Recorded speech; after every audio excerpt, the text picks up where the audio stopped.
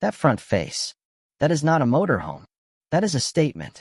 Sharp, angular geometry, gold-accented black rims, a trident badge glowing in the dark, and a body so aggressively sculpted it looks like it was designed by someone who has never once been told to be practical.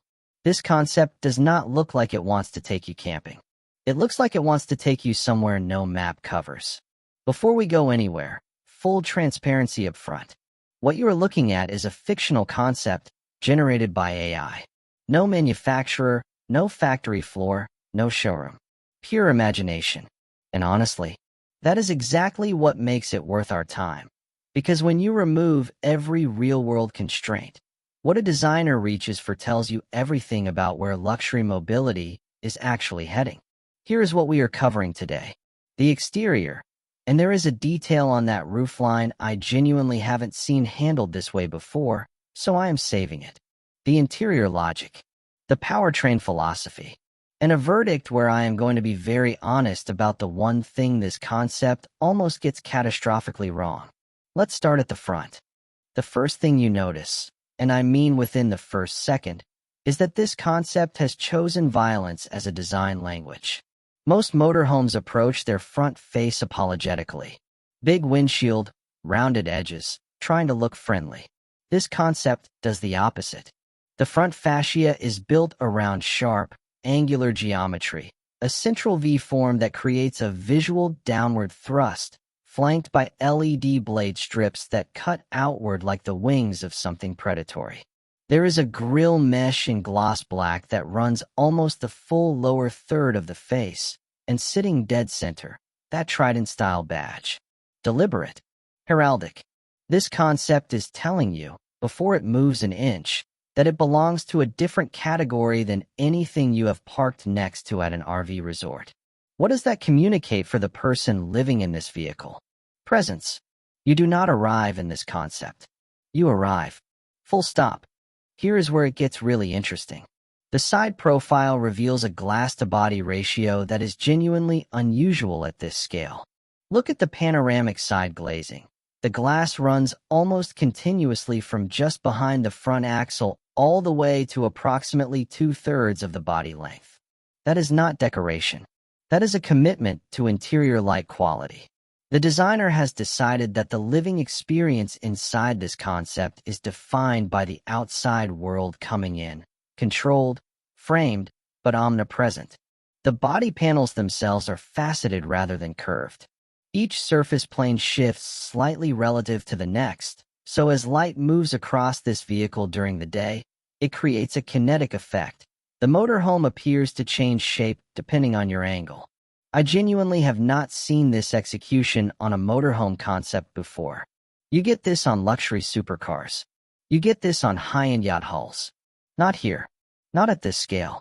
The roofline, and this is the detail I promised you at the start, does something very specific. It does not run flat.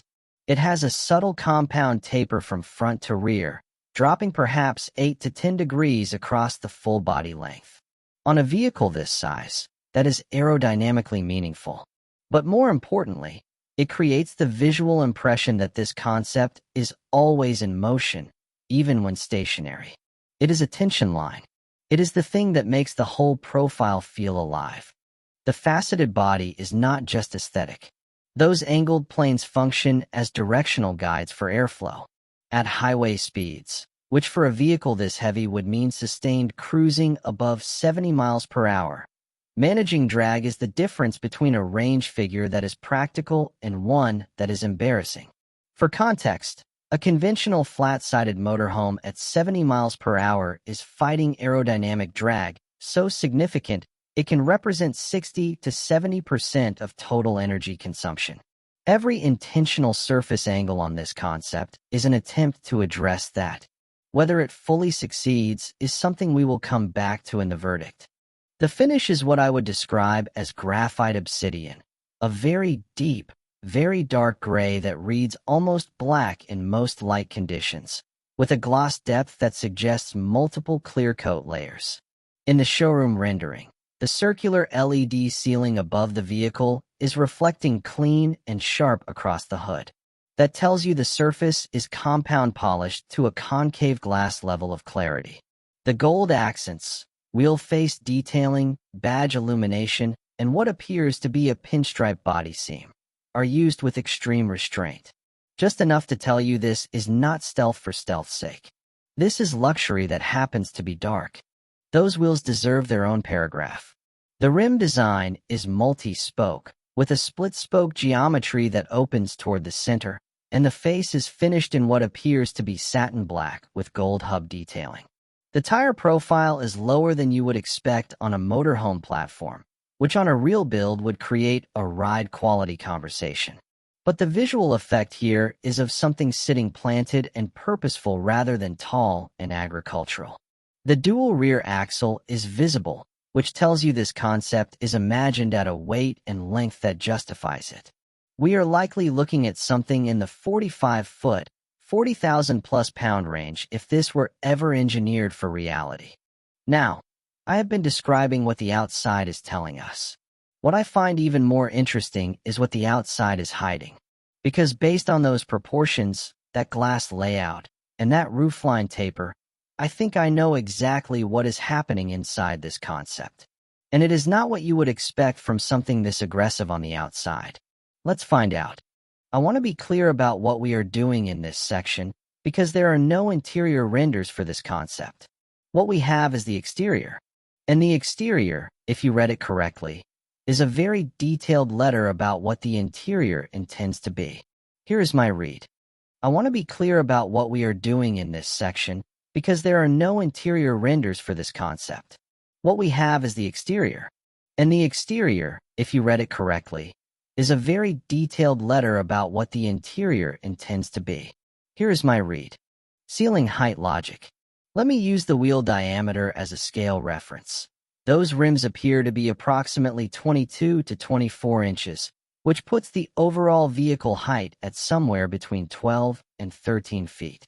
Subtract floor structure, subfloor systems, and a finished ceiling, and you are looking at an interior ceiling height of approximately 7.5 to 8 feet. That is stand-up height with room to spare. That is not motorhome height. That is penthouse height. And combined with that continuous glass line on the side profile, what you would experience inside this concept is not the low, compressed, slightly apologetic ceiling of a traditional coach. You would experience a space that feels more like a narrow luxury apartment than a vehicle. That changes everything about how it feels to spend time in it. Zone layout. Based on the exterior length, and I estimate we are looking at 44 to 46 feet. Here is how I think the habitable space breaks down. The forward third, the cockpit, and what I expect is a transitional lounge zone immediately behind it, taking advantage of that panoramic front glazing. Imagine sitting in a deep-set lounge chair and watching the road ahead through glass that essentially makes the front of the vehicle transparent. That is the living experience this proportion suggests. The middle third. This is where the kitchen and primary living zone would sit. Centered on the vehicle for stability, away from the axle points for comfort, with the side glass at its longest run giving maximum daylight into the space you spend the most time in.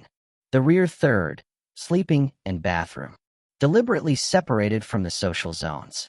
Private, and, based on that dual rear axle placement, sitting over the most stable structural point of the vehicle. Living area.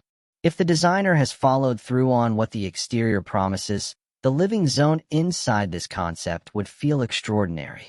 Floor-to-ceiling dark panel cladding, probably a lacquered carbon fiber texture to match the exterior language. Ambient LED strips that mirror the exterior gold accent system. A ceiling that does something interesting, because with that roofline taper, the interior ceiling at the rear is fractionally lower than at the front, which creates a natural sense of journey through the space. You feel the architecture changing as you move through the vehicle. And that side glass. Imagine lying on a sofa in this vehicle at dusk, with forest or mountains outside, and that panoramic glass bringing all of it in. That is what the exterior glass-to-body ratio is actually selling you. Not a window, an experience.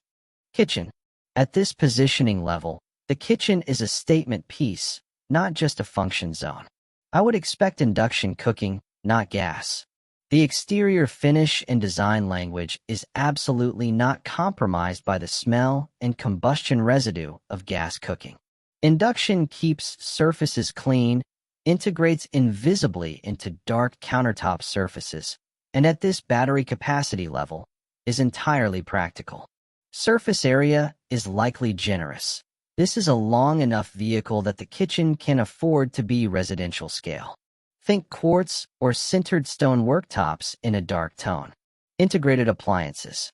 A refrigeration unit that sits flush with the surrounding panels and reveals itself only when you need it. The 2026 luxury RV trend data I looked at before writing this script is very clear. Buyers at the top end of the market are now demanding what is being called mansion-style amenity levels. This concept appears to be responding to exactly that conversation. Sleeping quarters. Rear placement. King orientation perpendicular to the direction of travel, which gives you the widest possible sleeping surface and isolates you from road vibration via the rear axle air suspension system. Privacy from the living zone would be achieved through a panel system rather than a conventional door, something that seals completely and acoustically separates the bedroom from any activity forward of it. And if the designer has followed through on the exterior's commitment to glass, there may be a rear window or skylight element here that gives you a view from the bed. Not confirmed, but the design language suggests they would not miss that opportunity. Cockpit. That windshield angle is steep, wide, and very low in the front fascia.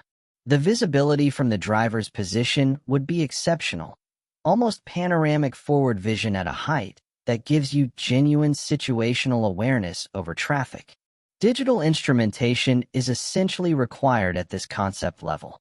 I would expect a fully digital instrument cluster, a central HUD, and integrated navigation with real-time route optimization, particularly relevant given the likely electric powertrain we are about to discuss. Autonomous highway mode capability. I think the exterior design is specifically built around the idea that this vehicle can cruise without active driver input on highway segments. The proportions, the sensor housings implied in those front fascia recesses. This concept imagines a world where the driver transitions into a passenger for significant portions of any journey. Smart systems. AI-managed climate that learns your preferences over time. Predictive charging that maps your route against charging infrastructure and preconditions the battery for optimal range in cold climates. Solar roof integration, not as a primary power source, but as an off-grid interior system sustainer that can run lighting, climate, and connectivity for days without grid connection. Now, all of that interior luxury runs on something. And what this concept imagines underneath all that graphite and gold is, I think, the most interesting part of the whole design. Because the powertrain philosophy here is not just about moving the vehicle. It is about redefining what off-grid living means at this scale. Why full electric makes sense here. If this were ever engineered for reality, the case for full electric propulsion at this positioning level is almost unarguable. Here's why. The audience for a concept this premium is not driving this vehicle every day.